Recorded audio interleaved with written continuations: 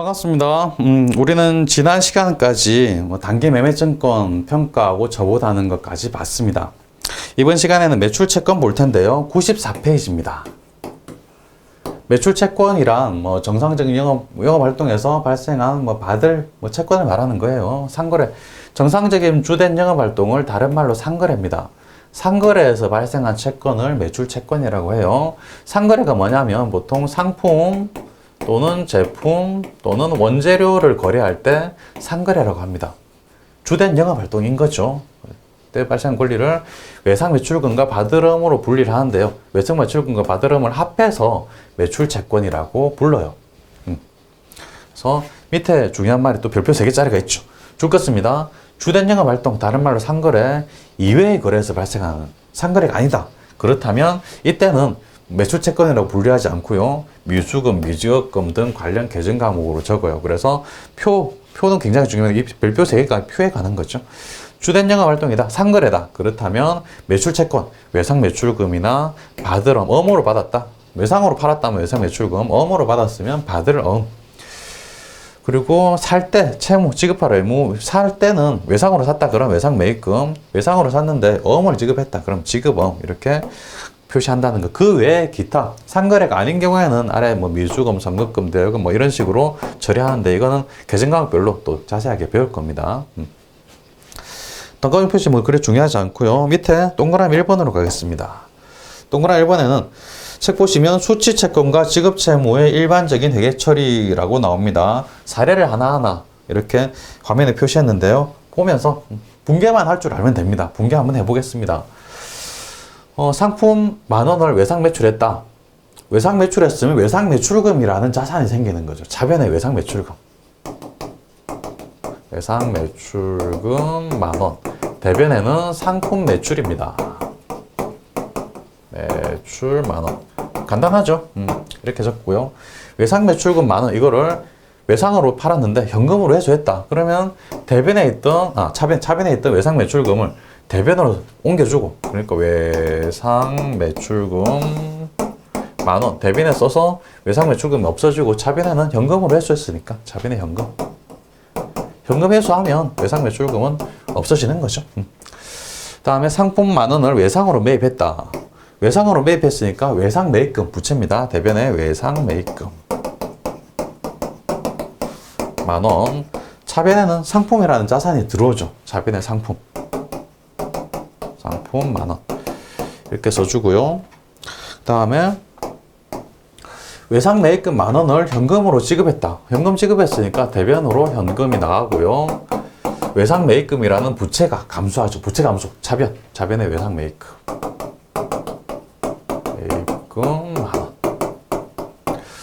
그 다음에 사용하고 있던 비품을 5,000원에 매각하고 어음으로 주체했다. 일단 비품을 매각했으니까 내가 가지고 있던 자산인 비품이 감소되겠죠. 없어지겠죠. 대본에 비품 적습니다. 자산이 감소, 비품 5,000원. 그런데 어음 수치했어요. 받을 어음 아닙니다. 사용하고 있던 비품, 이거는 상거래가 아니에요. 상품, 제품, 원재료 거래가 아닙니다. 따라서 어음을 수치했다 하더라도 미수금이라고 적습니다. 미수금 5,000원. 바드럼은 상거래에서 적는 겁니다. 상거래에서 어음 받았을 때는 바드럼 적는 겁니다. 상거래가 아니기 때문에. 건물 100만원에 매입하고 어음을 발행했다. 그럼 건물이라는 자산이 대차변으로 들어오죠. 건물 10만원. 어음을 발행했는데 역시 지급어음 아닙니다. 미지급금입니다. 미지급금. 상거래가 아니기 때문에 그렇습니다. 만약 건물이 아니고 상품을 매입했다. 상품 매입하고 어음 발행했다라고 가정하면 그러면 지급어음인데 이건 상거래가 아니기 때문에 미지급금으로 적는 겁니다. 다음 넘어가겠습니다. 받을 어음 회계 처리 나옵니다. 상거래에서 상품 등을 매출하고 어음을 수취하는 경우 받을 어음이다. 상거래일 경우에 그렇다는 겁니다. 만약에 상거래가 아닌데 어음을 수취하면 받을 어음이 아니라 미수금이 된다는 겁니다. 바드럼이 만기가 되면 은행을 통해서 대금을 받아야 돼요. 어음에는 만기가 있습니다. 이때 가서 은행 가서 현금으로 바꿔서 가져가십시오 라는 의미의 만기가 있어요. 이걸 추심이라고 해요. 만기 때, 어음의 만기 때 현금으로 바꾸는 거를 추심이라고 합니다. 추심. 이때 발생한 추심 수수료는 수수료 비용으로 따로 회계처리를 해요. 회계처리 한번 보겠습니다. 상품 10,000원을 외상 매출하면서 어음을 수령했다. 상품, 상거래죠. 상거래이기 때문에 이때 상거래 외상 매출하면서 어음 수령하면 바드러움이 됩니다. 그래서 바드러움은 자산이니까 차변의 자산으로 바드러움 10만원이고 대변에는 상품 매출이죠. 상품 매출 만원. 그 다음에 바드러움 20만원을 추심하면서, 추심은 만기가 돼가지고 현금으로 바꿨다는 이야기입니다. 수수료 2,000원 발생했다. 그럼 바드러움이 차변에 있었겠죠. 자산이니까. 대변으로 가서 없어지고 대변에 바드러움 20만원 없어지고 차변에 현금으로 바꾸는데요. 그럼 차변에 현금이죠. 현금 바꾸는데 2,000원을 빼고 수수료를 빼고 받아요. 빼고 19만 8천원만 받는 겁니다. 2,000원은 수수료 비용. 이렇게 되는 거죠. 넘어가 보겠습니다. 동그라미 3번입니다. 95페이지 중간쯤이죠. 바드러움의 배서양도. 배서양도는 보유하고 있던 바드러움을 거래처에 대금으로 지급하는 거예요. 대금. 현금을 줘야 되는데 현금이 없다. 현금 대신에 어음을 줄게. 그렇게 되는 거예요. 만기 전에 주는 겁니다. 보유하고 있던 바드러움을 거래처에 대금으로 지급하는 건데요. 외상 매입금 10만원에 대하여 현금 7만원과 보유하고 있던 바드러움 3만원으로 지급했다. 일단 현금 지급했으니까 대변에 현금 7만원 하고요. 바드러움을 지급했습니다. 바드러움이 자산이죠. 자산이 나갔으니까 대변에 바드러움 3만원 이렇게 지급하는 겁니다. 이런 걸 배서양도라고 해요. 어음을 돈을 줘야 되는데 돈이 없어서 어음을 대신 지급하는 거. 이게 배서양도예요. 외상 매입금을 지급한 거니까 차변의 외상 매입금이 줄어듭니다. 외상 매입금 부채의 감소죠. 10만원 이렇게 분개해 주는 겁니다. 추심은 만기 때 현금으로 바꾸는 거. 배서양도는 만기가 되기 전에 돈 대신 바드러움을 지급하는 거. 이게 배서양도. 그 다음에 할인입니다. 동그라미 4번 할인. 동그라미 2번 추심, 동그라미 3번 배서양도, 동그라미 4번 할인 중엔 할인 이 부분이 시험에 제일 잘 나오는 편이에요. 할인이라는 거는 역시 만기가 되기 전입니다. 만기 때 바꾸는 거는 추심밖에 없어요. 위에 95페이지 맨 위에 나왔던 추심밖에 없고, 역시 할인이든 배서양도는 만기 전입니다. 보유하고 있던 바드러움을 만기 전에 은행에 배서양도하고 할인료를 차감한 금액을 현금으로 받는 것. 배서양도 하는 건데 다른 데 배서양도하는 게 아니라 은행에 배서양도하고 돈을 받는 거예요. 이거는 바드러움을 은행에 돈 받고 팔았다는 개념이 있어요. 매각했다는 개념이 있어요. 그래서 바드러움의 할인은 바드러움을 은행에 매각입니다. 매각하는 매각 거래로 보는 것에 따라서 할인 수수료를 매출, 채권, 자본 손실로 처리합니다. 매각했으니까 자본 손실이죠. 보유 중인 바드러움 30만 원을 자금 조달을 사용하기 위해 은행에 할인했다. 싸게 팔았다는 이야기예요. 은행에 싸게 팔았다.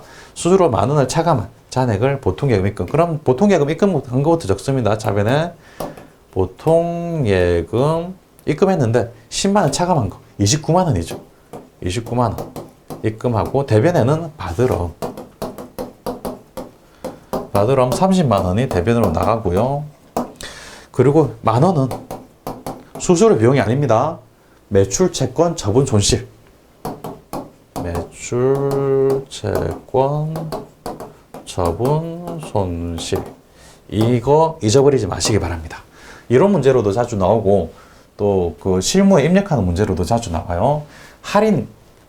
어음을 할인했다. 그러면 무조건 매출, 채권, 자본 손실이구나 라고 생각하시기 바랍니다. 매출, 채권, 자본 손실. 어음을 할인했다.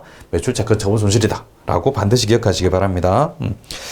95페이지 아래쪽에는 선일자 수표라는 게 나오는데요. 그래 중요하지 않습니다. 선일자 수표라는 거는 그냥 채권이구나 라고 생각하시면 됩니다. 넘어갑니다. 대손입니다. 대손은 떼이는 거죠. 못 받고 떼이는 거. 외상 매출, 외상으로 팔았는데 외상 매출금 받아야 되는데 못 받았다. 돈을 빌려줬는데 떼었다, 못 받았다. 이게 대손입니다. 대손이란 외상 매출금 등의 채권을 받지 못하게 되는 것 있는데요. 충당금 설정법도 있고 직접상각법도 있는데 충당금 설정법만 하시면 됩니다. 기말에 자기의 대손액을 예상해서 금액만큼 대손 충당금을 설정하는 방법을 충당금 설정법입니다.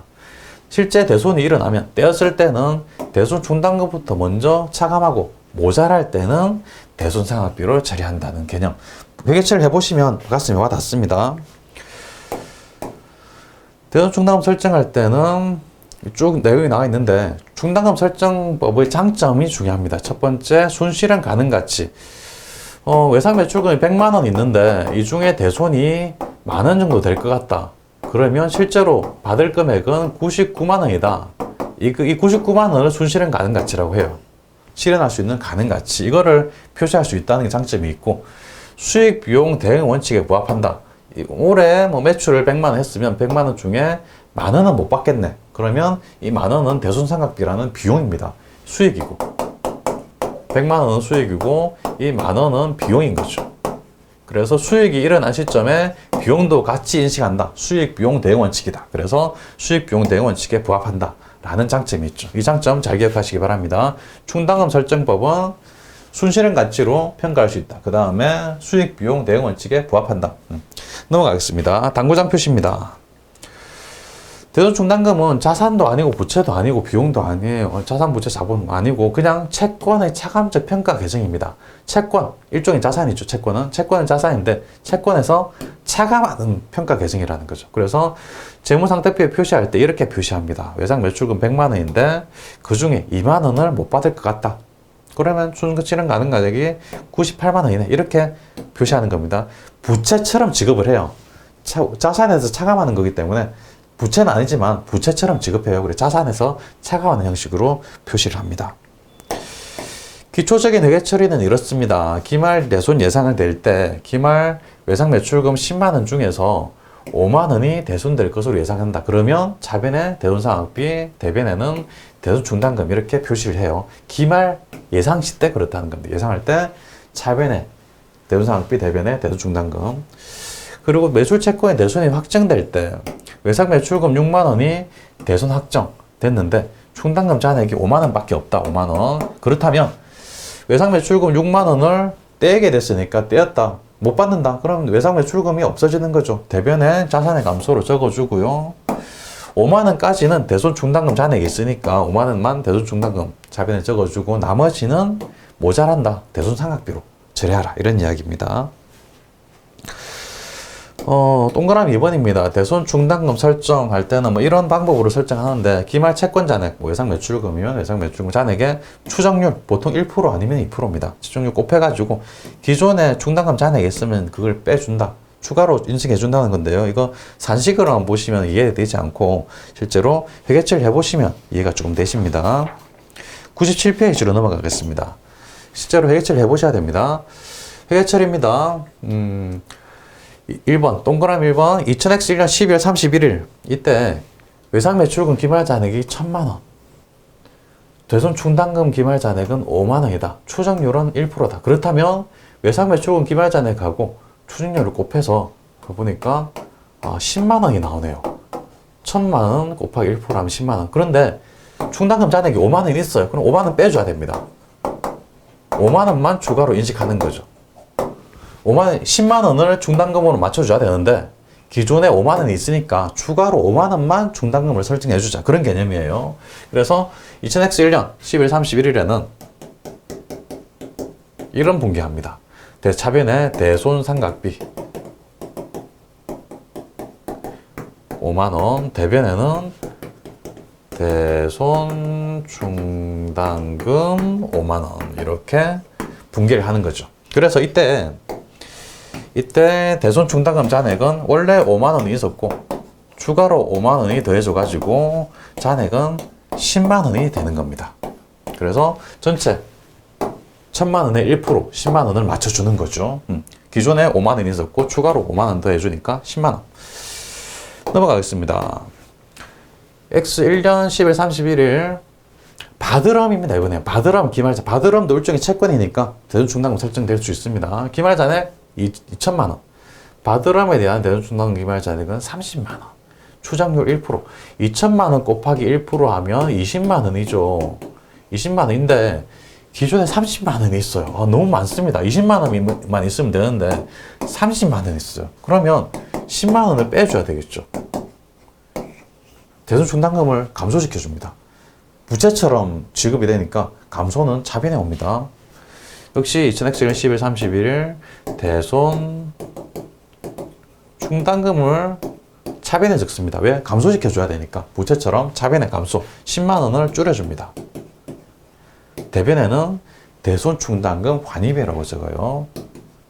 대손 충당금 환입 10만 원. 이렇게 돼가지고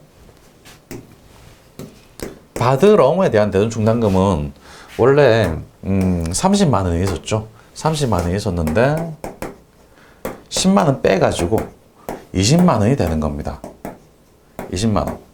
왜? 2천만 원에 1% 20만 원만 있으면 되니까. 그래서 20만 원이라는 숫자를 이렇게 맞춰주는 거예요. 다음에 2002년 5월 10일 5월 10일 외상매출금 15만 원이 대손 확정됐다. 외상매출금에 대한 대손 충당금은 여기 이렇게 10만 원으로 맞춰졌어요. 외상매출금. 그런데 15만 원이 대손 확정됐네요. 그렇다면 일단 외상매출금이 대손 확정됐다. 못 받게 됐다. 일단 대변으로 나가는 거죠. 대변에 외상매출금 15만 원이 대변으로 나가고요. 차변에는 대손 충당금이 없어져야 되는데 대손 충당금 부채처럼 지급하니까 차변에서 감소합니다. 10만 원밖에 감소를 못 시켜요. 외상 매출금에 대한 대손 충당금은 10만 원밖에 없었으니까 나머지 5만 원은 이거는 대손 상각비죠. 대손 상각비로 지급해 준다는 거. 4번입니다. 2000X 의한 6월 10일 받을엄 15만 원이 대손 확정됐다. 그렇다면 대변에 받을엄 자산의 감소로 받을엄 15만 원 써주고요. 차변에는 대손 충당금이죠. 왜? 받을엄의 대손 충당금은 20만 원이나 있었기 때문에 충분히 15만 원을 커버합니다. 그래서 차변에는 대손 충당금 줄여서 대충이라고 하겠습니다. 대충 15만 원 이렇게 써주면 결과적으로 대손 충당금 외상 매출금에 대한 대손 충당금은 10만 원을 다 썼어요. 이제 충당금이 없습니다. 모자라가지고 대손 상각비 5만 원까지 썼었죠. 받을엄의 대손 충당금은 20만 원이 있었는데 15만 원을 써가지고 여기서 5만 원이 남아있어요. 받을엄의 대손 충당금만 지금 5만 원이 남아있는 겁니다. 2000X 2년 말입니다. 외상 매출금 잔액은 1,500만 원. 받을엄 잔액은 1,800만 원인데 대손 추정률은 1%다. 그렇다면 외상 매출금 충당금이 하나도 안 남아있죠. 안 남아있기 때문에 1,500만 원 1% 15만 원을 그대로 대손 충당금으로 다시 설정을 해줍니다. 받을엄은 5만 원이 남아있었습니다. 1,800만 원의 1%면은 18만 원인데요. 18만 원에서 5만 원이 남아있었으니까 추가로 13만 원만 추가로 대손 충당금을 설정해 줍니다. 이렇게 분기합니다. 12월 31일. 차변에는 대손 상각비. 대손 상각비로 합해서 적어주면 됩니다. 13만 원하고 15만 원 적어주면 28만 원. 그리고 대변에는 대손 충당금 외상 매출금에 대한 게 15만 원이죠. 뺄 게 없습니다. 기존에 대손 충당금 잔액이 없기 때문에 15만 원 적어주고 역시 또 대손 충당금 받을엄에 대한 거죠. 13만 원 이렇게 분개해 주는 겁니다. 역시 이 과정 중요하니까 한 2번 정도 복습하실 때 2번 정도는 연습장에 써보시기 바랍니다. 여기까지가 대손 충당금에 대한 흐름을 봤고요. 중요합니다. 그리고 나머지 마지막 2000X 3년 3월 10일 이건 좀 달라요. 전기에 대손 처리한 외상 매출금 5,000원이 회수되었다. 현금으로 회수됐을 거라고 생각하고 차변에 현금이라고 적고요. 현금 5,000원 적고 대변에 뭘 적느냐? 대변에는 대손 충당금이라고 적습니다. 대손 충당금 5,000원. 대손 중단금 대손으로 처리했다, 떼었다, 떼어가지고 과거에 차변의 대손 중단금, 대변의 외상 매출금 이런 식으로 떼인 걸로 외상 매출금 감소시킨 걸로 회계 처리했는데 떼인 줄 알았는데 받았다, 도로 받았다. 그럼 무조건 대손 중단금입니다. 무조건 대변의 대손 중단금으로 회수가 되는 겁니다. 무조건입니다. 떼인 줄 알았는데 받았다. 대손 중단금입니다. 대변에서 가지고 부채처럼 지급한다고 그랬으니까 대손 중단금의 증가로 처리하고요. 차변은 현금으로 받았으면 현금, 뭐 예금으로 받았으면 예금 그런 식으로 적으면 되죠. 아래쪽입니다. 97페이지 아래쪽 참고긴 한데 그래도 알아두셔야 됩니다. 대손상학비는 상거래일 경우에 그냥 대손상학비고 상거래가 아닐 경우에는 기타의 대손상학비로 처리해서 영업의 비용으로 간다는 거 이거 아셔야 됩니다. 일반적으로 보통은 외상 매출금이나 바드럼, 이 상거래에 대한 대손 중단금을 물어봅니다. 그래서 보통은 대손상학비는 판매비와 관리비에 해당이 돼요. 그런데 상거래가 아니다, 미수금이나 뭐 대여금 같은 거 이런 거 채권에 대해서 대손상학비를 설정하면 대손상학비를 인식하면 이거는 그냥 대손상학비가 아니라 기타의 대손상학비 해가지고 영업의 비용으로 한다. 이것만 하시면 됩니다. 밑에 환입시는 뭐 그리 중요하지 않습니다. 그것만 보시면 되고요. 넘어가겠습니다. 98페이지입니다. 선급금과 가지급금. 선급금은 계약금이에요. 계약금을 지급하면 선급금이에요. 그래서 계약금 지급 시 비품 10만 원을 구매 계약하고 만 원을 현금으로 지급했으면 대변에 현금 지급한 거 적고 차변에는 선급금, 자산입니다. 미리 지급했다, 선급금. 미리 지급했으니까 나중에 뭔가 받을 게 있겠지, 자산입니다. 잔금 지급했을 때는 선급금 차변에 있던 걸 대변에서 없애줍니다. 만 원을 대변에 없애주고 전체 금액 10만 원 구매 계약했죠.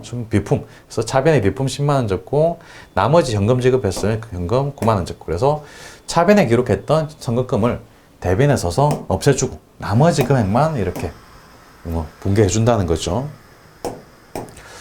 선수금은 선급금을 봤으니까 선수금도 봐야 되겠죠. 선수금은 판매 시 계약금을 받았으니까 미리 받은 금액 선수금입니다. 선급금, 선수금 다 계약금이라는 거. 계약금 수령 시 상품 20만 원을 판매 계약하고 계약금 2만 원을 현금으로 수령했으면 일단 돈 받은 거는 차변에 적어야죠. 차변에 현금 2만 원. 이거는 선수금이라는 부채입니다. 돈을 받았으니까 뭔가 해줘야 되겠다는 부담이 생기죠. 그래서 부채 선수금. 잔금 수령 시 계약한 상품을 인도하고 팔았다는 거죠. 잔금을 현금을 수령했다. 선수금 2만 원이 부채 대변에 있었으니 이거를 차변에서 없애주고 나머지 금액을 현금으로 받고 이거 전체 금액은 상품 매출한 거다. 이렇게 표시해 주는 거죠.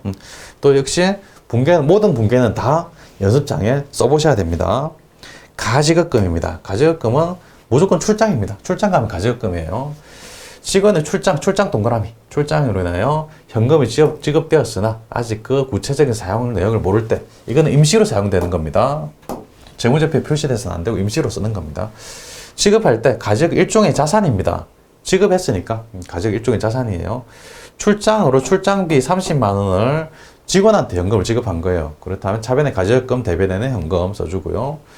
내용 확정 시 출장 갔다가 돌아왔습니다. 돌아왔을 때 어디에 썼는지 확정이 되니까 그때 출장에서 숙박비 10만 원, 교통비 15만 원을 사용하고 돌아와서 정산하고 잔액은 회사에 반환했다. 그러면 차변에 있던 가지급금을 대변에서 전체 다 없애주고 숙박비, 교통비 합해서 예비교통비라고 합니다. 예비교통비 25만 원 쓰고 나머지는 회사에 반납했으니까 차변에 현금 써주는, 반납한 거 현금 써주는 거죠. 밑에 98페이지 맨 밑에는 선납세금이라는 게 있는데요. 선납세금은 실무 파트에 가면 또 자세하게 배울 텐데 어쨌든 미리 낸 세금이라는 겁니다. 선납세금, 미리 낸 세금. 읽어보겠습니다. 선납세금은 법인세 중간예납 또는 원천세 납부 등의 이유로 회계연도 중에 법인세 일부를 미리 납부하는 경우에 사용하는 계정 과목이에요. 그래서 선납세금이죠. 그래서 당좌자산이고 법인세 납부할 때 또 정산하는 과정을 실무 파트에서 또 자세하게 배울 겁니다. 그때 가서 한 번 더 보기로 하고요. 넘어갑니다. 99페이지 메뉴입니다. 당좌자산에 속하는 계정 과목 참고라고 되어 있는데요. 이 부분 중요합니다. 지금 바로 이걸 다 외워야 되겠다, 알아봐야 되겠다라고 생각하시면 조금 욕심이고요. 지금은 처음 보실 때는 한번 읽고 지나가시기 바랍니다. 읽으면 한번 수업 들었고 본 단어들, 본 내용들이 맞네 라고 느낌 드실 겁니다. 그런 느낌 들면은 괜찮습니다. 정상입니다. 한 책을 한 번 쭉 다 보고 두 번째, 세 번째 볼 때는 보고 정리를 잘 해놨구나 라고 생각이 되실 겁니다. 이번 시간 중요하고 좀 어려운 이야기를 했었습니다. 처음 나왔던 게 뭐 매출 채권 발생할 땐 자변, 회수할 땐 대변, 상거래일 경우에 매출 채권에는 외상 매출권과 받으름이 있었죠. 상거래일 경우. 상거래가 아니다. 그렇다면 미수금, 선급금 이런 여러 가지 다른 그 과징 과목들이 있고요. 지급할 때 채무다. 상거래에서 채무. 그럼 외상 매입금 또는 지급어음이 있겠죠. 거기에 대한 회계처리 있었고요. 받으름, 추심, 만기가 되면 추심, 배서양도 또는 할인. 배서양도 할인은 만기 전에. 특히나 할인은 수수료를 매출 채권 처분 손실이라고 적는다는 거. 그다음 대손은 떼이는 거다. 회계 기말에 대손 충당금을 설정할 때 대손상각비, 대손 충당금. 채권 외상 매출금의 1% 또는 받으름의 1% 정도 대손 충당금 설정하면 채권의 잔액 곱하기 대손 추징률 빼기 기준에 있던 충당금을 빼서 추가로 충당금을 인식해 준다는 거. 그런데 대손 충당금을 왜 인식하냐? 두 가지 때문에. 수익 비용 내용 원칙하고 순실은 가능 가치를 표시할 수 있기 때문에 충당금을 설정해 준다는 거죠. 그래서 외상 매출금 또는 받으름 이런 채권별로 따로따로 외상 매출 대손 충당금을 설정해 주는 거고요. 선급금, 선수금 이런 거는 계약금이라는 거. 계약금 받으면 선수금, 계약금 지급하면 선급금. 그렇죠? 가지급금은 직원이 출장 갈 때 출장비 얼마 줬다. 일단 가지급금으로 줬고 출장에서 돌아왔을 때는 여비교통비라는 게 생각으로 적고 남는 거 반납하면 현금 들어오는 걸로 적는다는 거 간단하게 리뷰를 했는데요. 역시 대손 충당금에 대한 회계 처리 굉장히 중요합니다. 반드시 이해를 하고 넘어가시기 바랍니다. 이번 시간 여기까지 하겠습니다. 수고하셨습니다.